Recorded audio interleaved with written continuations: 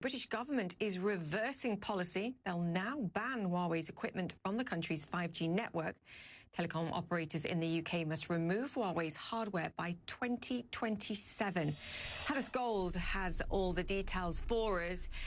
Potentially angering China here, pleasing the United States, so the UK caught in the middle. But Huawei does have 7 years, and the companies that are operating with them to get out and remove these relationships.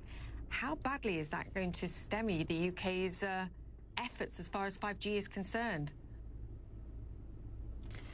Well, Julia, it will definitely affect the 5G efforts, and it will delay them. And that's something that the Digital and Culture Secretary freely admitted when he was making this announcement earlier today, saying that it will cause probably around a 2 to 3 potentially year delay of the 5G rollout and cost billions more pounds for the United Kingdom.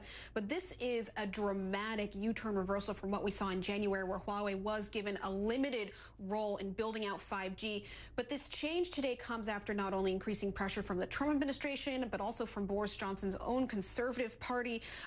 But the real trigger here, though, was this U.S. Department of Commerce decision in May to issue new sanctions against Huawei. And this caused a new UK security review. And the Culture Secretary said today that the security review found that because of these new sanctions, they could no longer pretty much trust that Huawei would be able to get the supplies needed in order to help them build this 5G network. And as a result, we now have this ban. No telecoms operator is allowed to buy new Huawei equipment after January, and they must remove all existing Huawei equipment from their 5G network by 2027. Now, existing Huawei equipment and things like 4G, those can remain. It's the 5G networks that will be directly affected. This is a huge win for the Trump administration. They had been wanting this. They had even said that the military and security cooperation between the UK and the US could be affected by this decision.